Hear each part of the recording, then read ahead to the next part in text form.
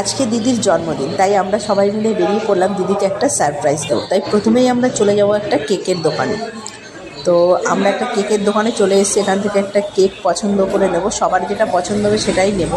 তো তোমরা দেখতে থাকো, ভিডিওটা ভালো লাগলে অবশ্যই একটা লাইক করো, কোনো প্রশ্ন থাকলে কমেন্টে জানিও। আমরা সবাই মিলে ডিসাইড করলাম এই কেকটা নেব দিদির জন্য।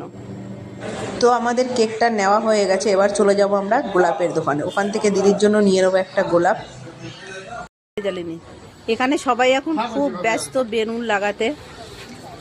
এখানে রবি বেলুন ফুলিয়ে দিচ্ছে, কষ্ট হচ্ছে, আর বিরোধী দেখছে, হেঁটে এসে কষ্ট হয়ে গেছে, যে দত্তপুর হেঁটে এসছে বেচারি, গাড়ি পায়নি।